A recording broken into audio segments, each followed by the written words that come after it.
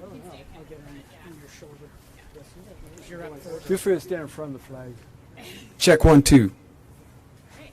There you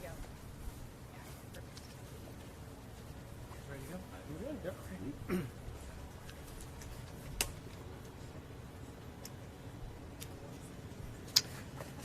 Good morning. Thank you all for joining us and for being here today. My name is Mike McGuire, and I represent Northern California in the California State Senate from the Golden Gate Bridge to the Oregon border. We're gathered today to be able to unveil new and clear guidelines California school districts can utilize when their region becomes socked in with wildfire smoke. And these guidelines are coming just in time for fire season and the 2019-2020 school year. Over the last decade, the Golden State has seen the largest, most destructive, and deadliest fires in American history rip through our communities. These fires have absolutely devastated large swaths of this great state, and they've advanced a sustained situation that we have not dealt with such frequency or intensity in the past. Entire regions of California being socked in with wildfire smoke days on end. When a wildfire occurs nearby or in the community that folks live in, the decision to close schools is a simple one. However, as we've seen over the last several years, wildfire smoke can and has blanketed dozens and dozens of communities hundreds of miles away from the location of the wildfire for the greater part of a week. School districts have been forced to make difficult, last-minute decisions on whether to cancel classes, remain open, or modify school events with very little or no scientific data at their fingertips. The lack of guidelines and information has resulted in some instances in haphazard decision-making. And unfortunately, this situation is now part of our new reality as a Californian. Entire regions being inundated with thick, unhealthy wildfire smoke for days on end. And we knew that action had to be taken. Leaders from the educational community from across California, air quality, and public health communities all came together to form a working group which developed these data-driven guidelines that we are proud to be unveiling today. These guidelines were developed following months of meetings between multiple statewide organizations and public agencies, and will be deployed to every school district across California, ensuring they are prepared for the upcoming school year. And we could not be more grateful to the California Department of Education and Superintendent Thurman for their incredible support of this project. These guidelines are intended to spark a local conversation between school districts, public health officers, air districts, and the community. Some California counties and school districts have already begun this process and created their own data-driven air quality standards, which is fantastic news. But we know the reality: the vast majority of school districts have not created their own guidelines, which is why we are all here today. These guidelines are not meant to supersede any protocols or guidelines local school authorities have already adopted. In fact, we encourage school districts that haven't already addressed this issue to begin the conversation now, to be able to adopt their own air quality standards prior to the start of the 2019-2020 school year. Now, with the unveiling today, they will have a template with the document we're releasing that couldn't come soon enough, because we know California's next wildfire is not a matter of if, it's when. And we're grateful for the collaboration that led to the creation of these clear guidelines, which included the California Air Pollution Control Officers Association, the California Department of Education, the California Air Resources Board, the Association of California School Administrators, the California School Boards Association, and the California County Superintendents Educational Services Association. And of course, we are very grateful to the Administrators Association, AXA, as well. Thank you all for taking the time to be able to be here. I would now like to introduce Tung Lee. Mr. Lee is the Executive Director of the California Air Pollution Control Officers Association. He's going to do a deep dive on the guidelines, what the new guidelines will accomplish, how schools and air districts are expected to be able to work together in the months and years to come, and what this data will do to be able to keep our students and public school staff safe from these events of wildfire smoke. Mr. Lee. Cesar. Thanks, Senator. So in developing these guidelines, we coordinated very closely with our member air districts. They are based on several actually existing outreach programs that were developed by our member air districts, most notably the San Joaquin Valley Air District, the Bay Area Air District, and the Northern Sonoma Air District. Those programs themselves were developed closely with coordination from their member school districts and other educational representatives in those respective counties.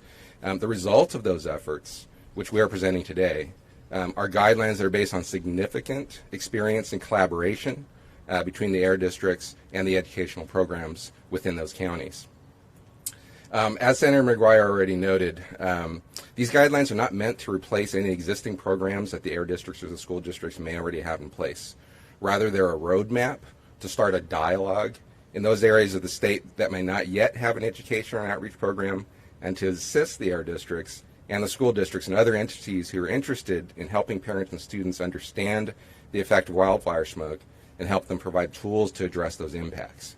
If you look at the guidelines, there are various levels that we have called out here, and various activities that folks might consider as those levels are reached. We have not provided any numbers or discrete data on these guidelines because there are a lot of local considerations that need to be taken into account whenever programs for impacts from wildfire smoke might be developed. There are a lot of different considerations that need to be taken into account. Where the population centers are, where the schools are located, and so there is a general sort of opening place here for dialogue, but there are no discrete recommendations that come out of these guidelines because they are meant to guide discussion. CAPCOA is hopeful that parents, students, and educators will find the guidelines a useful resource in developing outreach and contingency plans as we head into the next fire season, and we urge you to work closely with your local air districts to ensure that those plans address local needs, as I mentioned. We're now honored to be able to welcome Mike Walsh. Mike is from the Butte County Office of Education. He's a member of their Board of Trustees. He's also the immediate past president of the California School Boards Association. No one knows the destruction that wildfire can bring to a community more than Mr. Walsh. We're grateful for his leadership. We welcome his words here today. Thank you. Thank you, Senator McGuire. On behalf of CSBA and the Butte County Office of Education, and of course the districts and county offices across the state, I want to thank you for your efforts to bring forth these guidelines that allow for educators and to make informed decisions that are driven by data and a set of criteria. It was relatively easy to explain, or relatively easy for everyone to understand the decisions that we made in Butte County regarding the Camp Fire and the impact on Paradise and Concal, those two towns that where the fire was the most destructive. What wasn't always that easy to explain or offer assistance on what to do was for counties and districts that were being impacted by the toxic fire that were up to hundreds of miles away. This tool will allow for data-driven decisions that can easily be understood by educators and, for me, more importantly, by parents and community members. It gives all of us a common language and shared understanding of how to keep students safe and healthy in the event of these wildfires.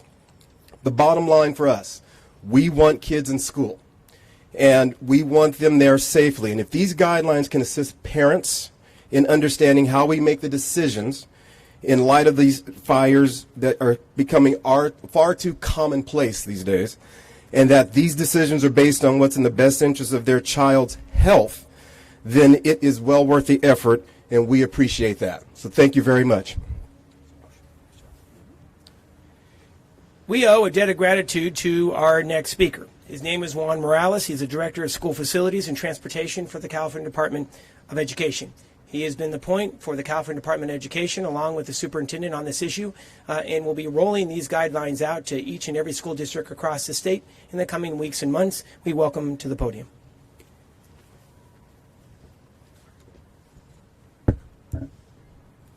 Good morning, everyone. On behalf of our State Superintendent of Public Instruction, Tony Thurman, I want to thank Senator McGuire for his leadership in helping to coordinate these efforts.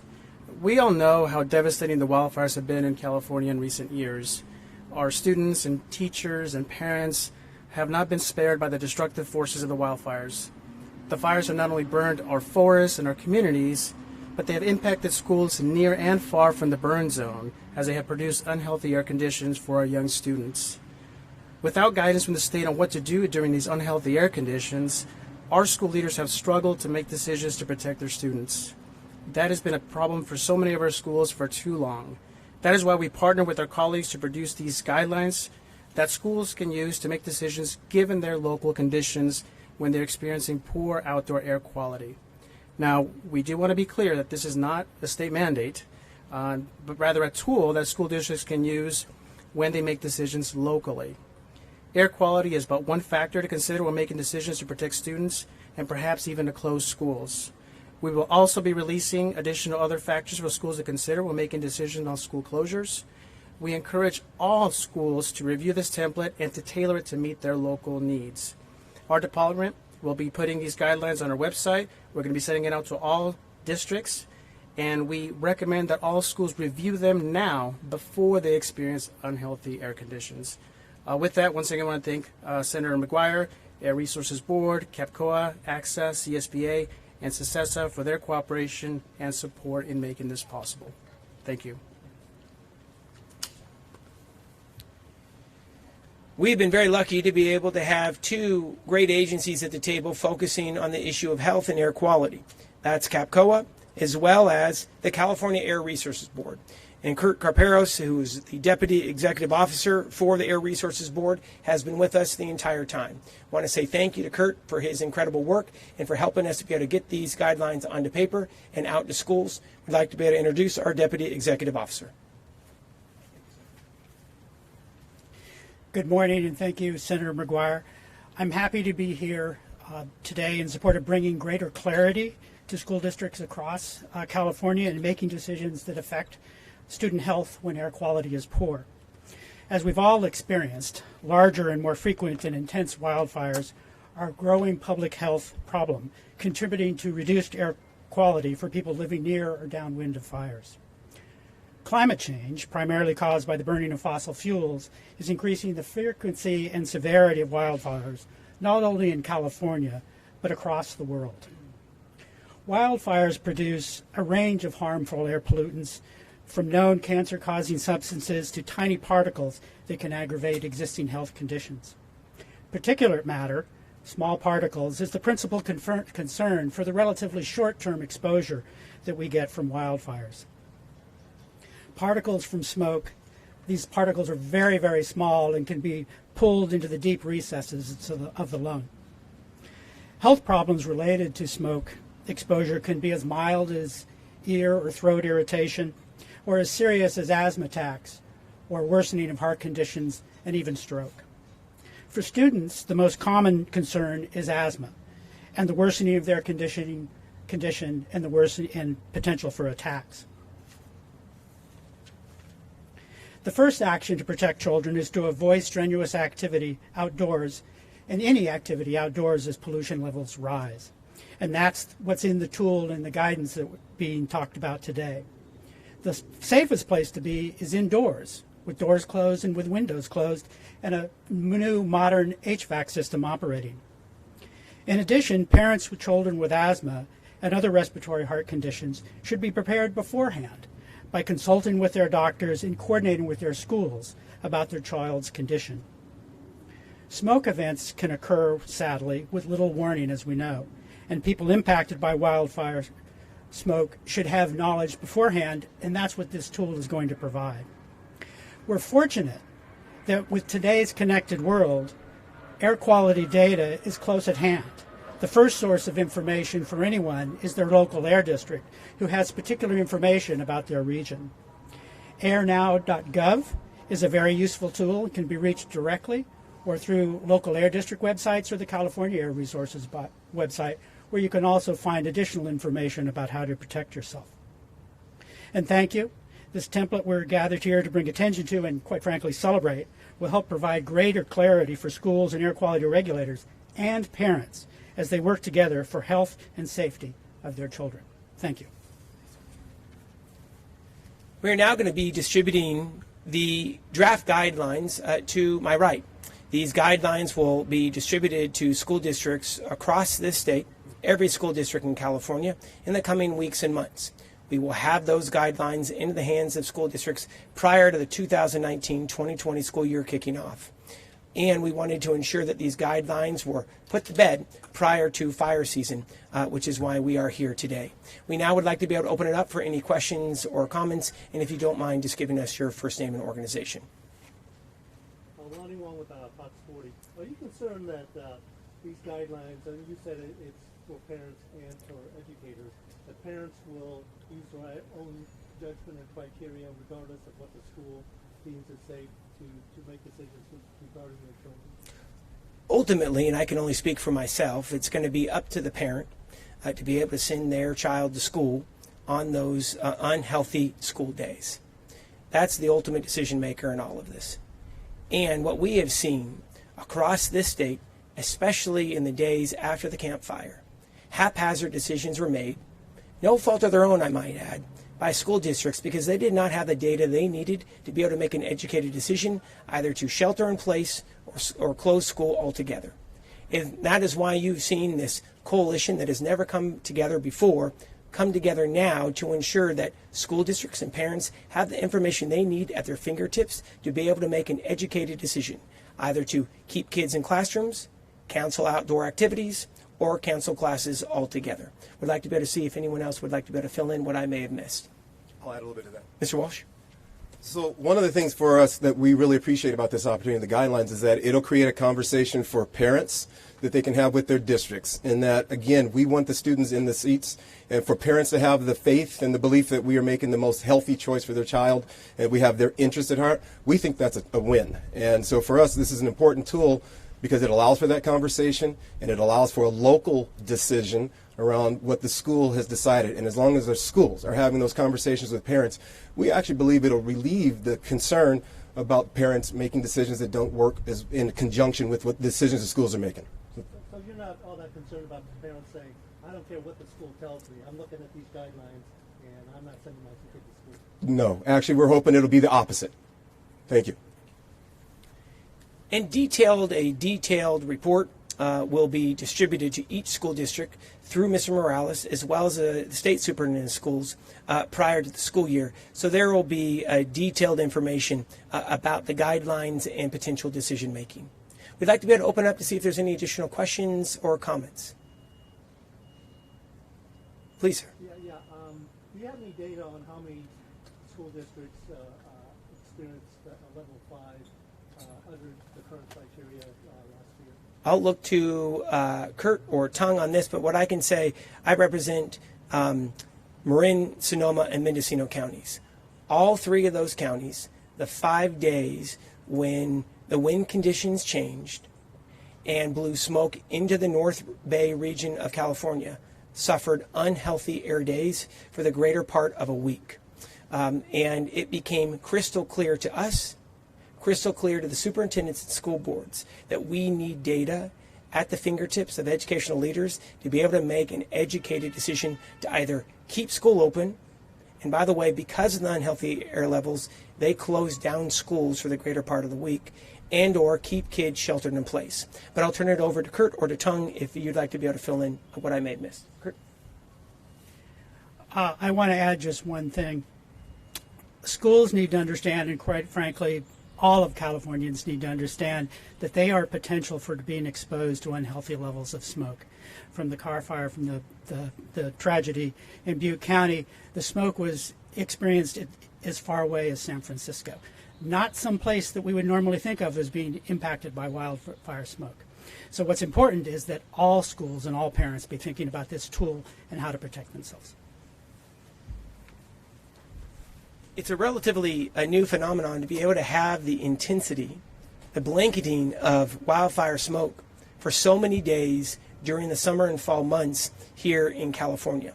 And it has become crystal clear that our districts in this state, in the name of student health, need to be able to have these guidelines that will, one, start the conversation with local air districts, and then two, be able to give them clear guidelines on the decisions they may need to be able to make with parents as well. We'd like to be able to see if we have any final questions or comments. Again, we want to take a moment to say thank you to the gentlemen that are here with me. We have several folks who were sitting at the table for the past many months. Thank you all for coming together. There will be, each of our experts will be here for individual questions or comments, and we're grateful that all of you came today. And again, thank you to each and every agency and their representatives for their hard work to be able to get these guidelines established onto paper and distributed to schools. Thank you so much.